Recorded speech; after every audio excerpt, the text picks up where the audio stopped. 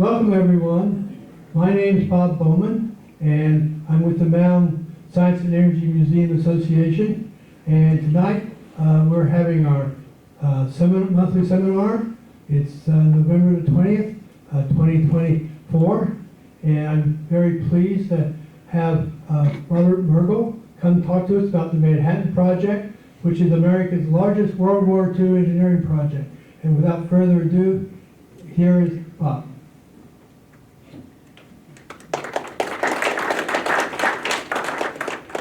Okay, this is going to go fairly quickly because I have a fairly long show, and the mind can only absorb what the posterior can endure. So therefore, so if you have any questions, please save them till the end. And if they're with anything dealing with the science of this, I will refer you to anyone in here who is a physicist, because I'm an engineer. And later on we will explore the differences between the two. Okay. The reason I am a retired professional engineer and retired professional surveyor. I am a civil engineer.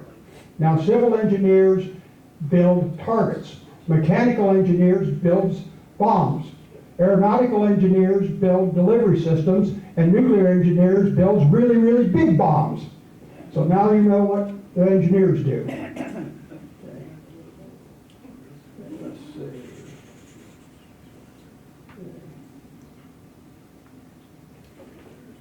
Now, as soon as I figure out how to work this darn thing, okay, here we go. I think I just turned it off. See, I need to. Need an engineer. Yep. Pull the choke, maybe it'll start. Now we'll kick start it. I think I hit the wrong button. I should have hit the advance button. So. Okay, good. We're live. Okay. Manhattan Project. Manhattan Project was one of the top secret projects, the largest top secret project in the United States during World War II. It was kind of stuffed under what was called Army Ground Forces. So that's the patch that you see there. In other words, stay below the radar. After the delivery systems in Japan, it finally was able to given its own patch, which is what I'm now wearing. So this was not worn, just stay below the radar. Essentially what this talk is going to be about is an overview, the science, which is going to be very sketchy. I figure you know more about it than I do. The atomic race, involving the Western Allies, the United States, Great Britain, and Canada. What's happening in Germany, what happened in Japan, and of course, those pesky Soviets. We'll get more into my end of the world, which is the engineering. And then we don't call it the bomb, we call it the gadget. Then we also discuss the delivery system, and ultimately the mission, and what occurred after the mission. So this pretty much covers the outline of what we're doing. The official start of the Manhattan Project was August 13th of 42. First sustained nuclear reaction was December of 42. It was the largest engineering project of World War II. Peak employment was 125,000. Cumulative overall employment was 600,000. It employed 3,500 engineers. This is why, as a World War II reenactor and a World War II historian, I got really interested, because being an engineer, I look at things from the engineering perspective. The cost back then was $2 billion. If we inflate that, just on inflation alone, we're talking $34 billion. Now, if you can imagine, try to do this now with the EPA on your butt, I think that 34 would be a little bit on the light side. 90% of the expenditures were for the infrastructure to construct the gadget, and the weapons development was about 10%.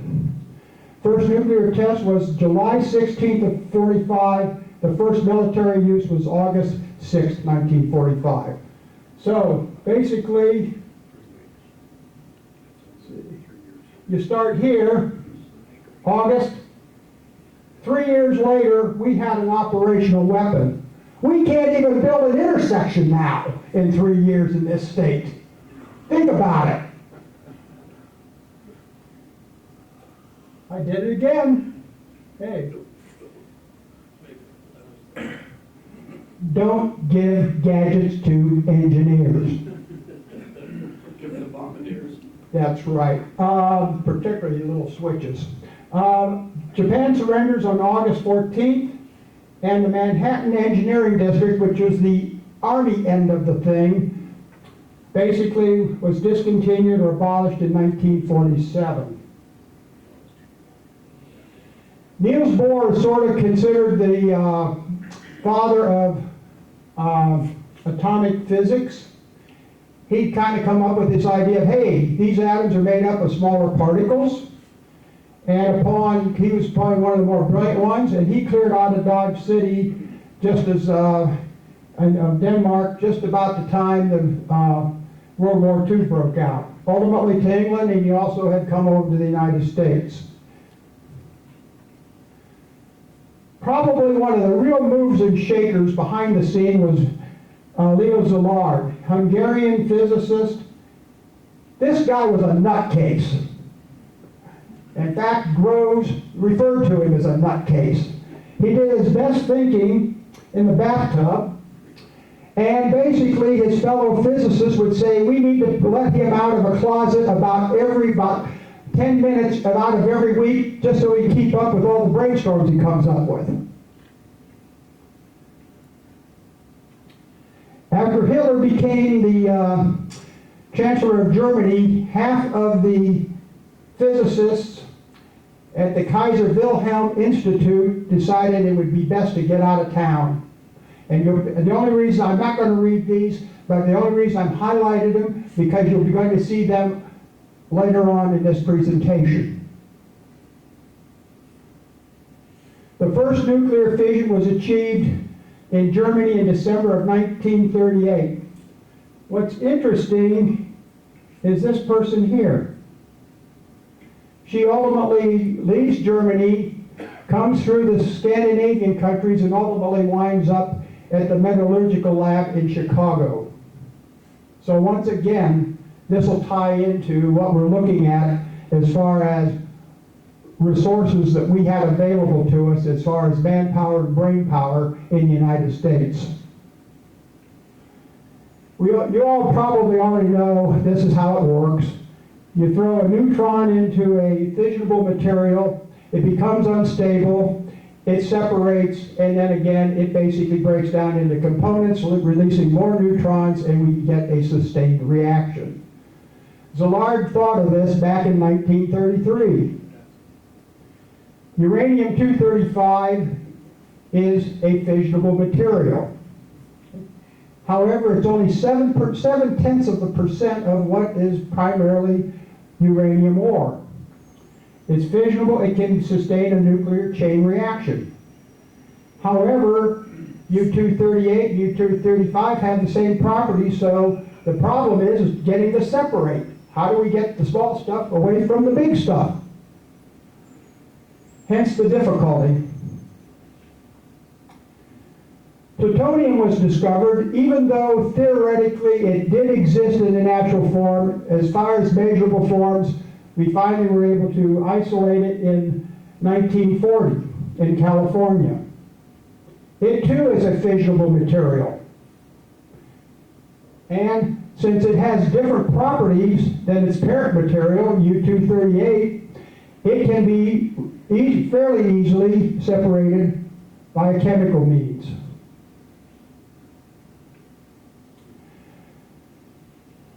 The European scientists got together and said, hey, Germany may build one of these things, and if they do, we got to do something about it because we're on the other side of the world, and this could be very bad for humanity. Well, the only person that probably had any, how should you say, reputation in the United States was Albert Einstein. So Szilard, Wigner, and Teller got together with Einstein and said, hey, you got to write a letter to Roosevelt. We got to do something about this.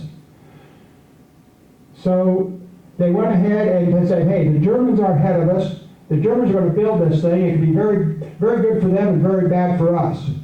So as a result of that, Roosevelt says, fine, let's do it. Simultaneously, the Brits were working on it, the MAUD committee report, and basically the possibility of creating nuclear weapons. However, they realized that, okay, it's now 1941, anything we build over here, the Germans are probably going to bomb.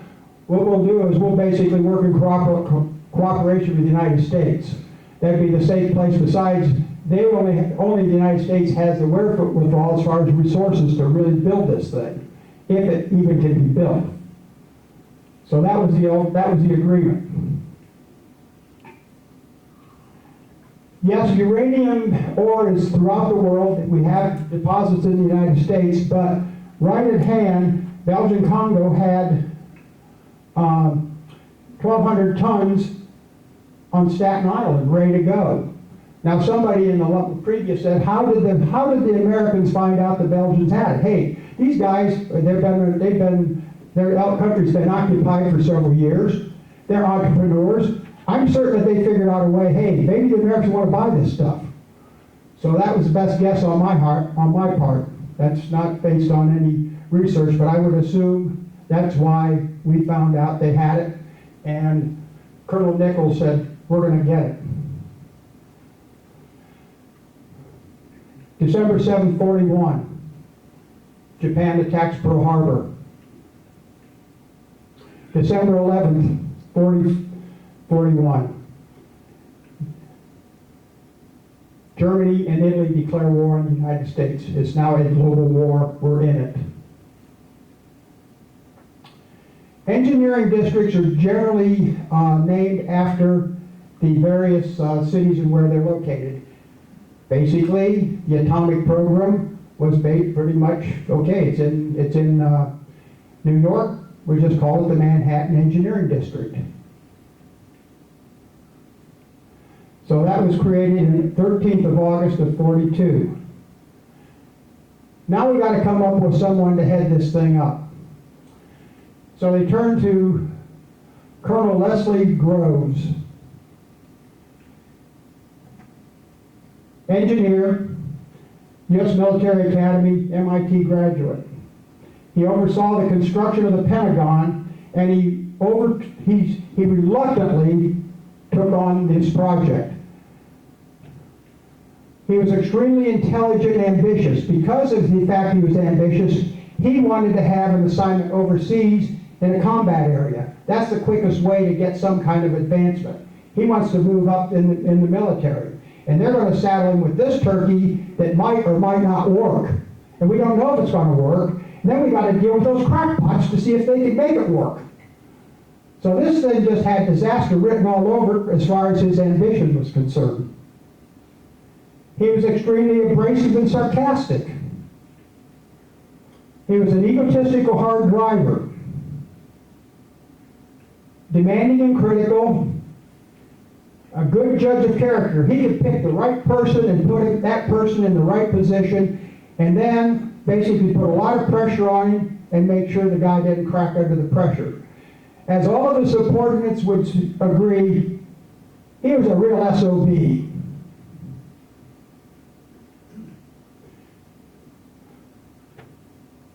Groves wanted to put all of the scientists in uniform. Can you imagine that? First of all, most of them would fit. But I mean, you know, these guys couldn't even pass the physical.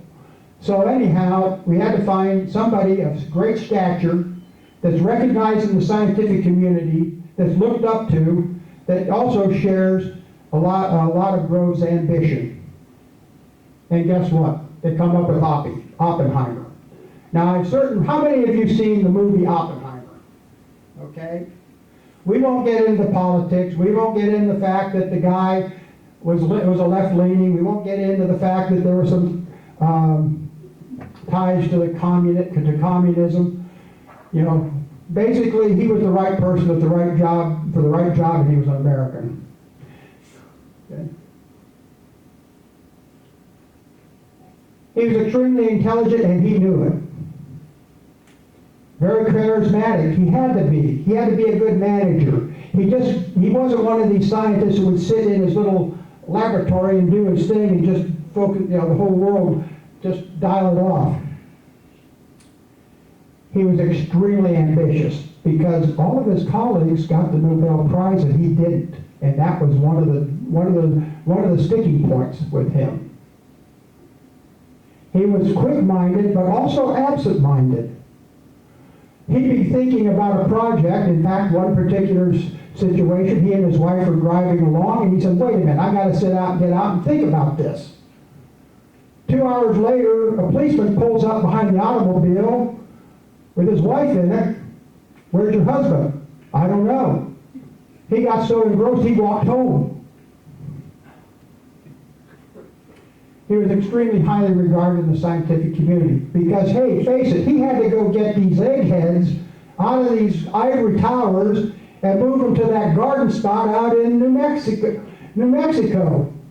Oh yeah, talk about a hard sell. And he was extremely sarcastic with slow-witted colleagues. This is interesting. You got Groves, who's an engineer. Yeah, he knows just enough science to be dangerous, and you've got this guy who has no law about science, maybe a little bit of engineering, yet somehow each one knew, each one had a knockout punch, but also each one had a glass jaw. So they were able to establish a good rapport without stepping on each other's toes. Okay. University of Chicago. Again, here we begin to see a lot of these names that just left the Kaiser Wilhelm Institute. Interesting. And we have atomic pile 1, basically the squash court at the University of Chicago. Enrico Fermi is probably one of the scientists I don't know, he kind of has a sense of humor.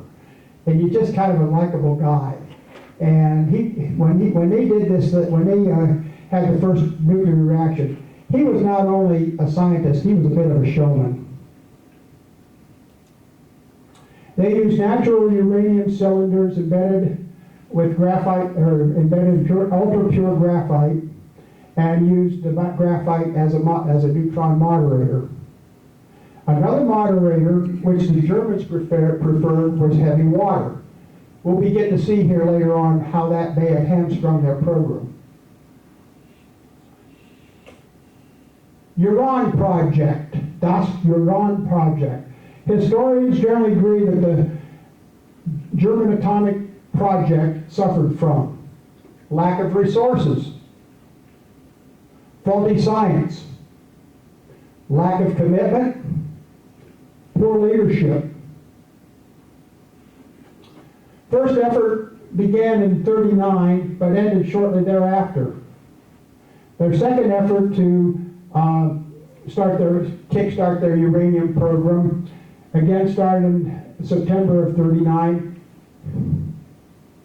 at the Kaiser Wilhelm Institute for Physics. Basically, they were focusing on nuclear reactor development, uranium and heavy water production, and uranium isotope separation. By January of '42, they realized they weren't going to be able to make this thing happen. It would not contribute significantly to World War II. First of all, human resources. A lot of their brains left.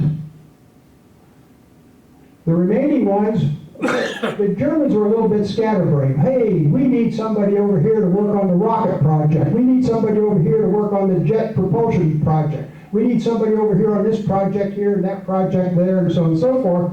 So once again, besides what they're dealing with the military, they were draining off the brain power to make this thing happen. Faulty calculations. And the focus on heavy water only as a moderator. They had limited sources of uranium ore because the Belgian Congo, yeah, they overran Belgium, but they couldn't get to the Congo because they couldn't import the material. And probably the death knell was this thing was ultimately transferred to Hermann Goering. So you can kind of begin to see what happened here. The United States said, hey, wait a minute, we're going to pick the best man to lead the military component. We're going to pick the best man we can think of to lead the scientific, and we're going to put all these scientists with them and all these engineers, and we're going to throw everything at this thing and make it a full-blooded project where basically the Germans hardly got out of the laboratory. The German Heisenberg, the German physicist, basically came up with, well, we're going to need somewhere between 250 to 1,000 kilograms of fissionable material to make this thing work. Whereas, in fact, oops, wrong one. The Hiroshima gadget only contained 64 kilograms. Germans never ever even considered using plutonium. So right away, their calculations are off. Their heavy water production was primarily in Norway, and that was sabotaged.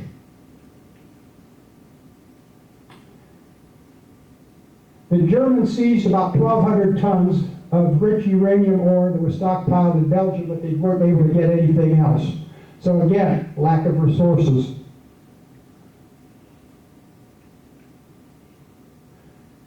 Albert Speer basically said it was scuttled in 1942 when it was transferred to Goering. The 1,200 metric tons of uranium stock was essentially given over to the military for solid core ammunition. That's as far as they got. The Germans were able to build one reactor. It was about 1/3 the size necessary to achieve a sustained reaction, and it was ultimately dismantled by the United States along with all of we captured all their scientists. We also captured as much documents as we could lay our hands on. So, the Germans are the big bad boogeyman. They're ahead of us. They're ahead of us. They're going to build this bomb. It's going to be the end of the world. Well, what can we do? Okay, well, we'll just knock off their top scientists.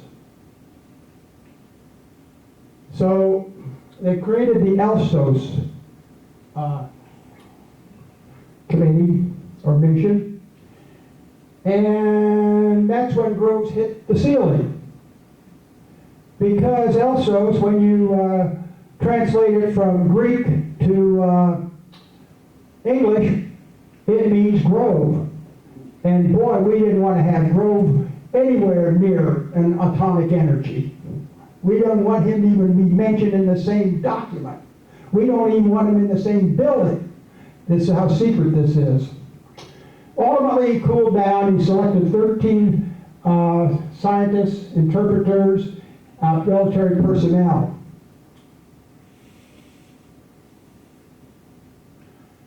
If you want to go out and really research a guy that's very interesting, this is the guy, Colonel Posh, Russian, naturalized. Basically, it was his job to get these guys overseas. The minute we would overrun France, as even before the parade into France, during the uprising in Paris, his people dashed in and grabbed the French scientists. They're even out ahead of the point guard. Same thing in Italy. Finally, by 1944, we determined that the German nuclear project had not proceeded beyond the laboratory stage. The mission succeeded in capturing key German scientists, stores of uranium, and all their nuclear materials and research documents. Again, this portion was literally put on Army Ground Forces. That's the patch they wore. In other words, that if you weren't assigned to an active division or anything else, this is kind of the catch-all.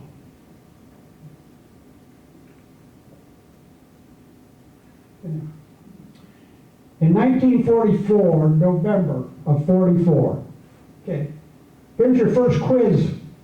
What happened in November and December of 1944? Battle of the Bulge. Germany's pretty much back on its heels, but we're still afraid that those big bad Germans got this big bad bomb. So they decided what we're going to do is we're going to knock off Heisenberg if we determine that they are anywhere near it. He's giving a lecture in Zurich.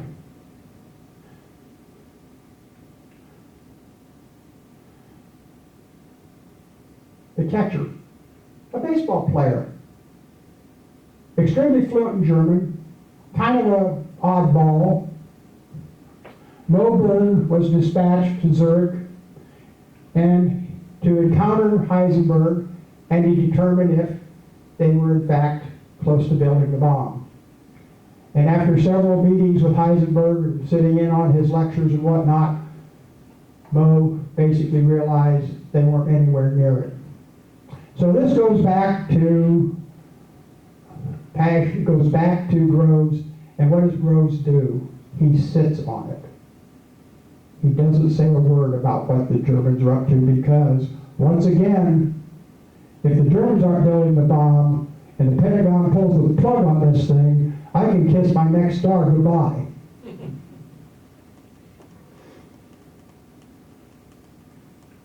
Afterwards, we gathered up all their scientists and we put them in a British nice manner and fed them, and we just recorded what they said. Dinner. I wonder whether there are microphones installed here. 9 microphones installed? Ha! Oh no, they are not as cute as all that. Heisenberg, this is even after we dropped the 2 atomic weapons on gadgets, Japan. Let's get with the lingo. All I can suggest is that some dilettante in America who knows little about is being bluffed into saying, if you drop this, it has the equivalent of 20,000 tons of high explosive and really doesn't work at all. Finally, Heisenberg admitted he never fully calculated the critical mass necessary for an atomic weapon. In fact, actually, Heisenberg, looking through later documents, they really believe that he sort of slow-walked the thing, knowing that basically Germany is not a good thing for Hitler to have. So he just never really put the pedal to the metal. Hahn, who basically, if you remember him from way back, the first nuclear reaction or nuclear splitting of the atom, if the Americans have the uranium bomb, then you are all second graders. The Imperial Japanese Army basically did get into the project. It was called NIGO. It was at the Riken Institute in Tokyo. It had several themes: atomic bomb theory, separation of U-235, production of uranium hexafluoride, make it into a gas so we can strain out the good stuff, measurement of physical constants, and analysis of isotopes. Again, same thing, lack of resources, and never got beyond the laboratory stage. They never even built a reactor. The closest thing they got was a cyclotron. The Russians, they were behind everybody, and their attitude is, yeah, we think the Americans are up to something. We don't know what it is, but we'll just go over and steal it. Pretty simple. So this brings us to some of the spies. Now, this is not all the spies. This is just some of the major players that were in throughout the United States.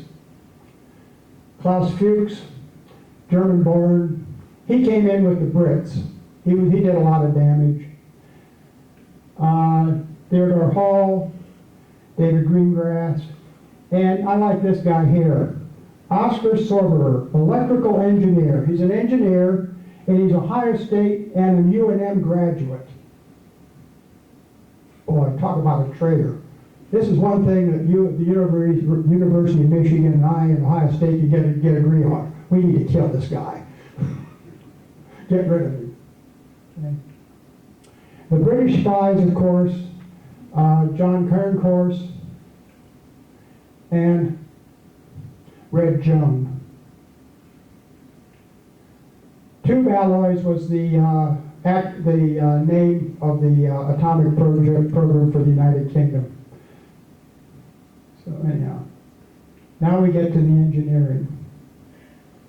Scientists in engineering that there were 4 physical methods to produce weapons-grade 90% pure uranium-235. Gaseous diffusion, thermal diffusion, electromagnetic separation, concentration by centrifuge. Essentially, we basically take and create uranium hexafluoride. We put it through a series of filters or barriers, and as we go from one to the other, we get more enriched uranium. The problem with this is it takes quite a few cascades, it takes a membrane that had never been built, and basically using up all the zinc in the world, nickel in the world, so we can coat the pipes so this stuff does, because it's extremely corrosive. Thermal diffusion was one that the Navy came up with, and once again, using hot and cold pipes, we were able to use uranium fluoride liquid, and the light liquid would go off at the top and the heavy stuff would go off at the bottom. Electromagnetic separation, this is the dreams that they came up with out in California, and basically we'll just shoot this thing at 2 receptacles. By inducing an electromagnetic field, we can induce the lighter stuff to go into one collector and the heavy stuff to go into another collector. Imagine this is sort of the shotgun approach. And of course the centrifuge, which I don't believe we really got too far with this one. It just didn't appear to be a viable alternative at that time. Decision time. Hey, what are we going to do? Now, this is where you do it the government way. We're going to do all of them. One of them has to work. You throw enough against the wall, something's going to stick. It'll work. Right? Now, I realize bound is not on here. This just sort of kind of gives you a general view of the larger areas that are in the engineering, that are in the production of U-235 and plutonium. So this kind of gives you an idea, and then also the site where we're going to assemble it and the site where we're going to test it. I apologize that it's not on here. Once again, this kind of, I'm painting very, very broad strokes with this.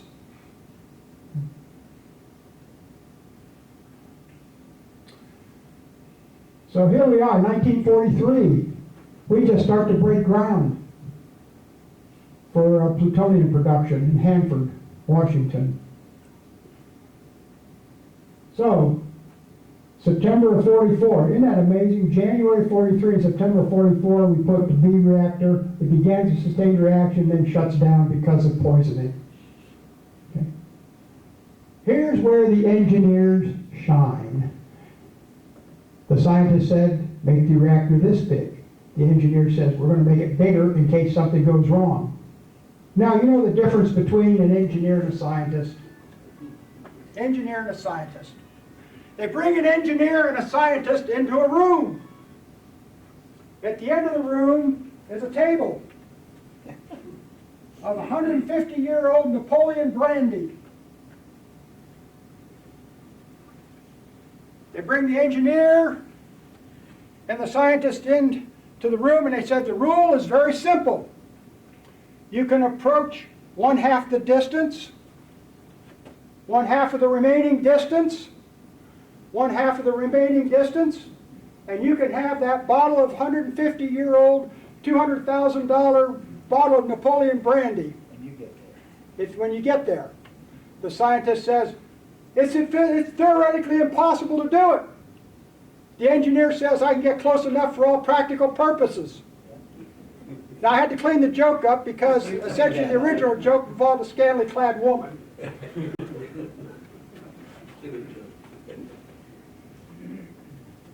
You know, when an engineer discovers, when he decides upon becoming a person becoming an engineer, when he realizes he doesn't have the charisma to be an undertaker. Don't get me started on engineer jokes. I had to clean up a lot of them.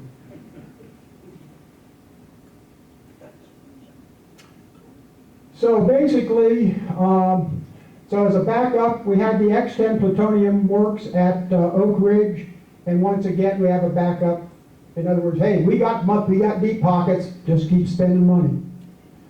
It went critical in 43 and started producing the first plutonium in early 44. Electromagnetic separation began at Oak Ridge in February 43. This is the interesting part. To make the the calutrons, they needed a conductor. Copper was scarce. What are we going to do? Grove says, how does silver work? Well, it'll work better than copper. Good, go get some. So they truck over to the treasury and say, we need 14,700 tons of silver. Oh, sir, we measure silver in troy ounces. We don't have time to do the conversion. You do the conversion, just deliver the 15,000 tons. And they got it. And Grove signed for it. An IOU. And 5 years later, the treasury got it all back to the last troy ounce.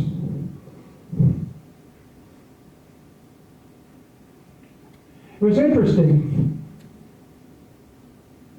See these stools? They're specifically designed so that the person that they're there doing this tedious work, if they fall asleep, they fall off of them, and it wakes them up. That's engineering. So they finally got the first 200 milligrams of U-235 in February of 44.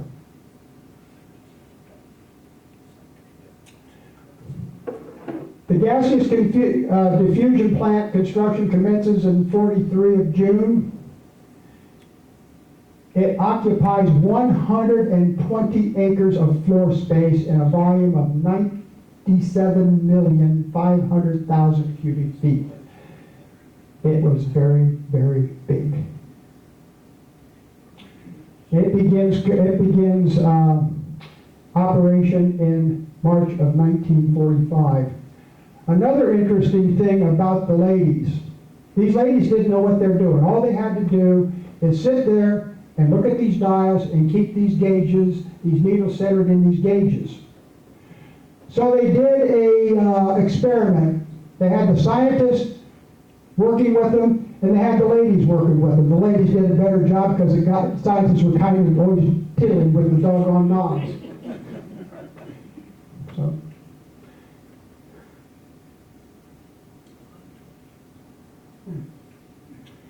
So we realized production of U-235, about the only way they're producing it is with the calutrons. However, starting out with 0.7% and then trying to enrich it, you're just using a lot of scattered material all over the place. So I said, okay, what we'll do is, hey, those Navy boys came up with a good idea. We'll go ahead and build a thermal diffusion. If we can enrich this stuff from 0.7% to 20% and then throw them in that calutron, we're going to get a lot better production. It's going to work a lot faster. And by the way, I'm getting pretty good operating this thing. See, even engineers are trainable.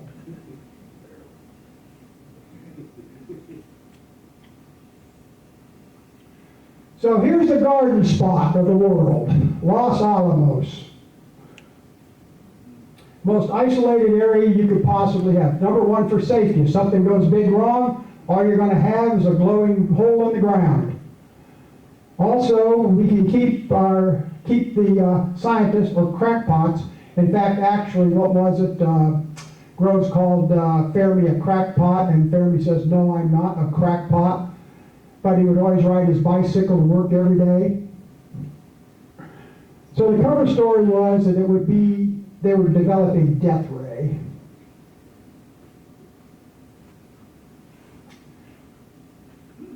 April 12, 45. Franklin Delano Roosevelt collapses and dies of cerebral hemorrhage. Vice President Harry Truman, who was at one time Senator Harry Truman, who was investigating the wasteful spending of the federal government during World War II. Notice a little bit of a connection there. So he is investigating where all this money's going. Now all of a sudden he's vice president. Well, that's kind of what they did to Theodore Roosevelt. This guy got too nosy, they made him vice president. And guess what happened? In both cases, the president died. He didn't even know what the Manhattan Project was about. May of 1945, General Alfred Jodl signed the unconditional surrender of all German forces east and west at France in northeastern France. But the Soviet says, oh no, you cannot do that. We all have to play in the same sandbox, so we'll have another official signing on the following day in Berlin by Keitel. The big scare, the overriding fear that these Germans had the big bomb, all of a sudden really put to rest. The code names for the two atomic weapons are Gadget, Little Boy and Fat Man. They were purposely to be confused with Roosevelt, Thin Man, and Churchill, Fat Man. Little Boy used the uranium-235 as a core material. Fat Man used plutonium-239. Essentially, Little Boy was very simple. You take two subcritical masses, you put them at the end of this thing, you slam them together at a certain speed, it's going to go boom.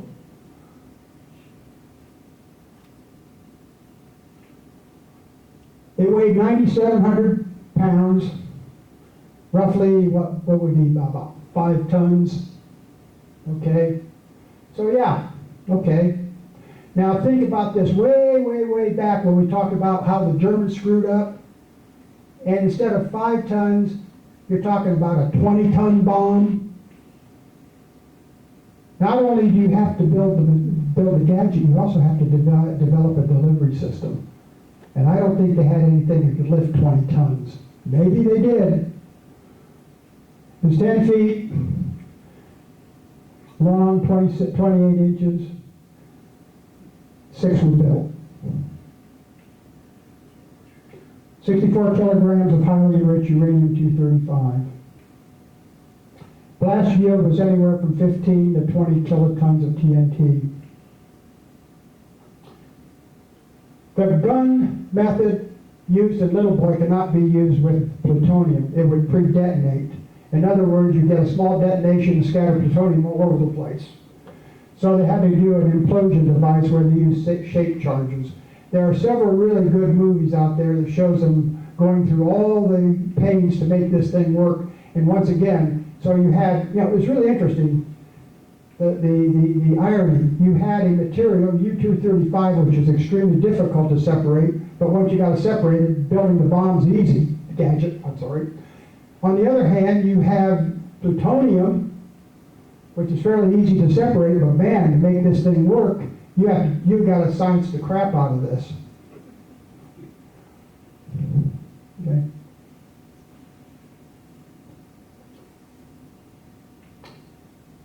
Again, about 5 tons, 10 feet by 5 feet.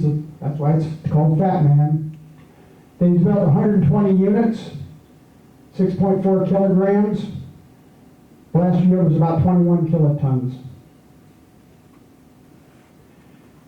We were very, very confident that little boy would work. So therefore, we would perform a test, but we were concerned about whether Fat Man would work. So the scientists said, okay, let's try this. Most importantly, excuse me, at the Potsdam conference, Truman wanted to have an ace in his pocket. So again, political expediency pushed this project. Test site was the Alamogordo bombing site and gunnery range, and the site that was selected was a Trinity site. Safety and security, primarily it's in the middle of nowhere. It's isolated and unpopulated. It's extremely flat, so you don't have secondary blasts where the blast shock waves are reflecting off of the terrain and being focused back into the blast area. And also, they realize that we got to, somehow control the fallout, or at least minimize it. So to calibrate the instruments and also to kind of get an idea of what this thing's going to be, we built a test case where we put about 1/10 of a kiloton of high explosives, 81 tons, on top of a small tower and blew it up. That works. So they went to full nuclear testing. Gadget was placed on a 30-meter, 100-foot shot tower. Configuration used to simulate an air blast so you get the maximum effect.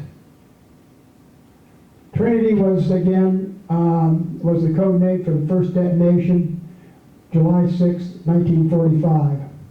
An implosion-type plutonium device is the same design as Fat Man, equivalent to about 25 kilotons. Now here's where Fermi comes in. He's running around taking bets with the other scientists as whether we're going to ignite the atmosphere, which he knew we weren't. But anyhow, this whole thing goes off. And what does Fermi do? He takes a bunch of paper, makes little particles, little scraps, and he stands there, and after the thing goes off, of course the light is past you, and finally the shock wave comes. He allows it to drop, does some mental calculations, and he says, I think it's between 15 to 20 kilotons. Man, it was amazing.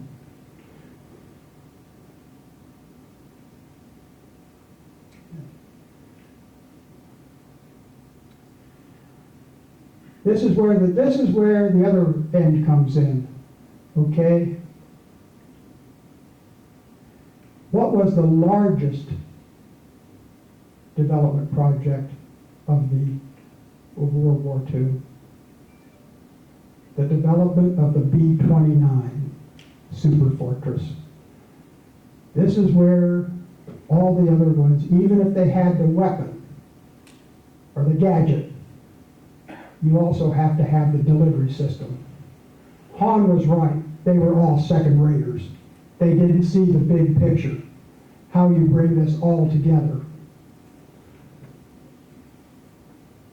So we finally got the Marianas, Guam, Saipan, and Tinian, and now we were close enough, rather than trying, well, first of all, the last thing we wanted to do was take these bombs, these gadgets, send them to India, because essentially the B-29s were flying out of India over the hump. First of all, it puts it on a soil where we don't want it. We want it in a controlled place where we have it. Plus also, the Marianas was a perfect place for us to initiate the bombing of, the strategic bombing of the Empire of Japan. To give you a general idea of the magnitude of what was going on, the largest raid, Operation Meeting House, 279 bombers dropped incendiary bombs on eastern Tokyo, and between 90 and 100,000 Japanese were killed in the resulting firestorm. Strategic bombing that worked in Germany did not work here. We couldn't drop bombs from 20, 30,000 feet and expect them to take out Japanese industry. Plus also the Japanese had decentralize the industry, and it was almost a cottage industry. So there was another guy who came up with this area bombing idea, and I don't know if any of you remember him, and he was vilified. Bomber Harris. Yeah. Anyhow, just to kind of give you an idea of the order of magnitude. The 509th Composite Group, commanded by Lieutenant Colonel Paul Tibbets, activated December 17th of 44 at Wendover. It was totally self-contained. It had its own transports, it had its own everything. You name it, it had it. It was deployed and sequestered in Tinian on the north field. Silver plate B-29s was extremely modified. Had to have a bigger bomb bay. The engines were fuel injected. They had reversible proper propellers, and also it was stripped from all armament and just basically these things were stripped down so they could fly high and they could fly fast. The only thing they had on them was a tail gun. To accustom the Japanese to small flights, three planes would take off and drop a single bomb. So from July 20th onwards, the 509th would fly out with one bomb and drop it and come back. And it's in the same configuration as Fat Man. Like I said, they had their own theater. They had their own ice cream stand. They had their own mess hall. They were totally sequestered. Needless to say, quite a bit of resentment grew amongst the other air groups of going out, dropping thousands of incendiary bombs, and some of them not coming back, or some of them coming back terribly shot up. So they called the 509th a bunch of dandies.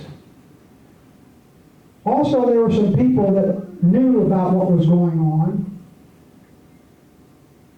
In fact, General LeMay, his fair-haired boy, Colonel William Blanchard, knew about this thing. He said he was the guy who went to LeMay and says, "Hey, I want to leave the mission." Uh-oh. This gets back to Tibbets, who's now in the States at Los Alamos doing final preparations and consultation. So he hurries back to the Marianas. Now, there's only certain, now, if you think Groves was a bit of an SOB, well, LeMay studied it, was a good understudy. He could be an SOB. So, anyhow, Paul knew he couldn't go in there and raise a big fuss because that would get nowhere. He could go over his head and probably get his own way, which would not be too good. So finally he comes up with a very diplomatic solution. He says, well, if Blanchard wants to go on the mission, we're running a test bombing tomorrow morning, have him show up at the flight line. So he shows up. They strap in, they take off, they get to the site, they arrive at the bomb site exactly to almost a second of their ETA. They drop the gadget, it hits the target squarely. Tibbets throws this thing into a 155-degree turn, firewalls the engine, and Blanchard, the only thing that's holding him in the aircraft is his seat, and his face went white. Whereupon Tibbets basically showed him the maneuverability and some of the other characteristics of the modified B-29. They arrived back at Tinian within 30 seconds of their ETA. Blanchard walks off the aircraft, never to be seen again. Now that's how you handle that problem. So, the first cut, Kyoto, Hiroshima, Yokohama, Kokura. So this is the first go around of where they're going to attempt to use the gadget. Kyoto was ultimately eliminated because it was a cultural center, and they were not going to wipe out the culture of Japan. It had to be a large urban area of more than 3 square miles in diameter.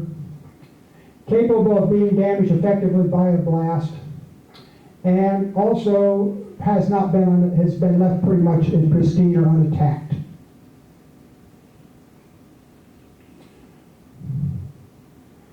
At the end of August, Potsdam Conference, basically Empire Japan was given an ultimatum: surrender or face utter destruction. Japan's military government said no. Nope. Final target list: Hiroshima, Kokura, Niigata, Nagasaki.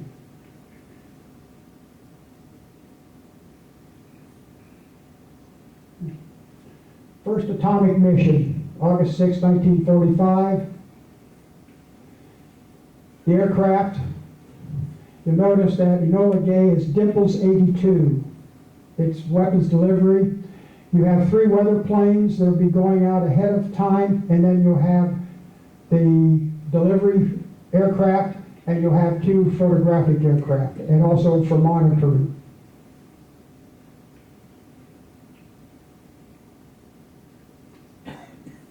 Again, special arrangements had to be made to load the device into the gadget into the B-29.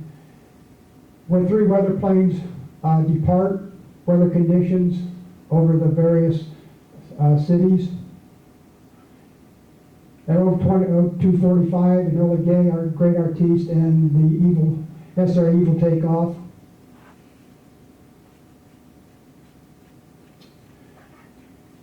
They decided that they would not arm the bomb, or they would arm the bomb in flight, because the B-29 was still a pretty tricky little aircraft, big aircraft, and they had experienced several crashes on takeoff, and they were concerned that if the aircraft carrying the gadget crashed at the end of the runway, Tinian would cease to exist. So, Captain William D. Parsons arms the gadget in flight. Tibbets notifies the crew. The reports are good for Hiroshima. Bomb bay doors up open. Little boy drops clear of the restraining hooks. Bomb away. 43 seconds later, it explodes over Hiroshima. The Enola Gay lands back at Tinian at North Field. The mission lasted a total of 12 hours and 13 minutes. Again, the Japanese knew what happened. They did not know the magnitude of the destruction, and things began to slowly filter into Tokyo as to what had happened. Approximately 80,000 were killed instantly. Over the 5 years, 237,000 were killed, either directly or indirectly. Hirohito receives a report. The foreign minister says, we need to end the war. The military, Japan says, hey, let's go to the Soviets, they'll help us out. Yeah, they sure did. Oops, here we go again. They sure did. They declared war. So now we got a big problem. The Soviet Union is now going to come into this thing, and given the experiences in Europe, if the Soviets advance too far, this could be a big problem.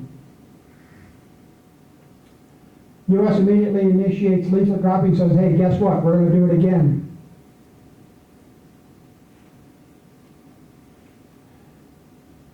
Boxcar, if you have not been to the United States Air Force Museum, this is the aircraft that delivered the second nuclear weapon. They take off, everything's good except for one problem. The trim tank in the back, the pump for the trim tank for the fuel in the back is inoperable. But they said, we've got plenty of fuel, this thing can make it over and back.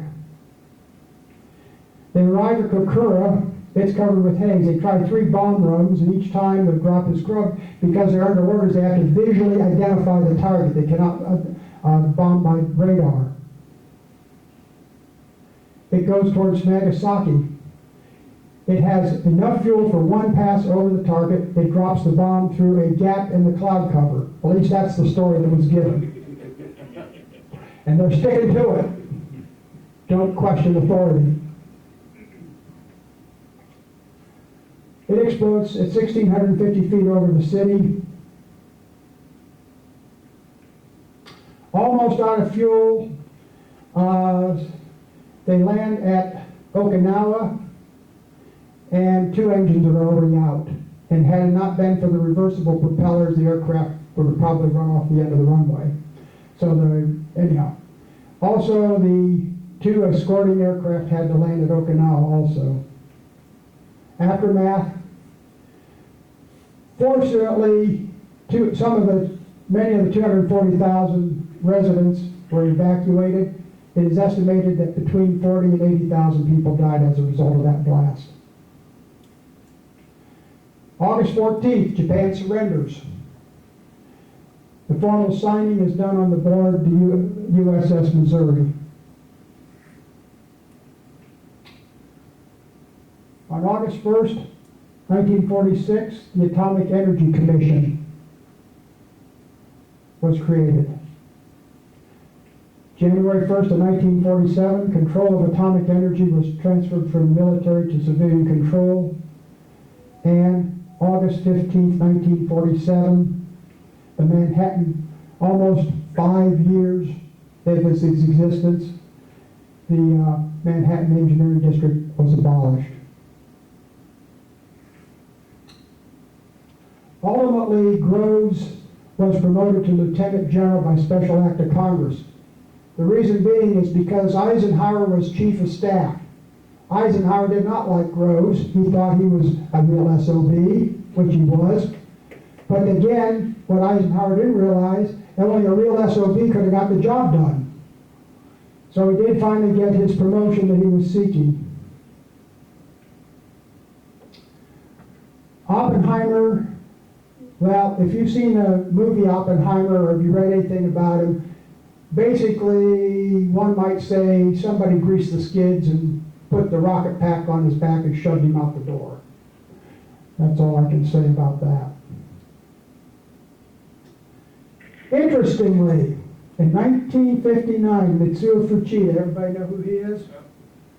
He's the Pearl Harbor guy. He's the one who led the raid on Pearl Harbor. He was with a group of Japanese visiting the United States Air Force, a tour of the equipment given by Colonel Paul Tibbets. He commented, "You did the right thing. You know the Japanese attitude at that time, how fanatic they were. They would die for the emperor. Every man, woman, and child would have resisted that invasion with sticks and stones if necessary. Can you imagine what slaughter it would have been to invade Japan? It would have been terrible. The Japanese people knew more about this than the American people would ever know." Some of the movies that are out there, if you're kind of an old fart like me, Above and Beyond, I think is probably one of the best portrayals of Tibbets docudrama. In 1990, they tried to do another one. It's a piece of junk. Fat Man and Little Boy, 1989, epic. Other than the fact that Paul Newman is not a big husky man like Groves, I think he did a reasonably good job. Plus also, I believe I don't know if it's this one or another one, actually, there are several that show the actual Trinity test. There's only one, and I believe it's this one, that actually had the local radio station music playing because there was sort of a circuit out. And so it was kind of like, blow the world up to Stravinsky or something.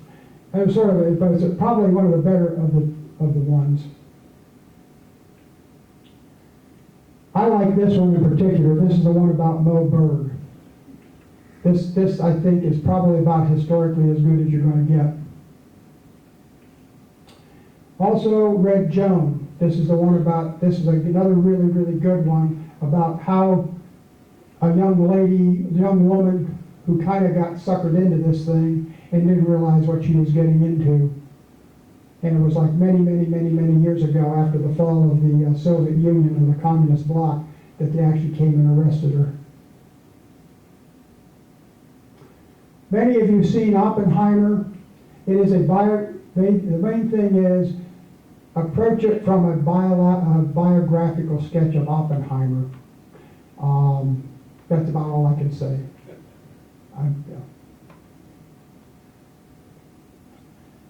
And if you want to be entertained with pure fiction, the Manhattan. This bears, other than a few names, but the one thing I do like about it, it is probably a very accurate depiction of Los Alamos, how primitive it was out there and what they had to put up with, particularly from security. But over 50, maybe 60% of the people in it are fictional. And last but not least, because the 509th was so doggone popular, they wrote a little ditty about them. Okay. I realize that it's late. I tried to keep it down to an hour. I may have rushed over some things, but to try to give you a general idea of a little bit of the science, a little bit of what everybody else was doing, what we did, how we did it, and kind of from cradle to grave, painted in very broad strokes. So I can open to the floor to any questions, comments. You can throw your tomatoes now. Whatever. Thank you.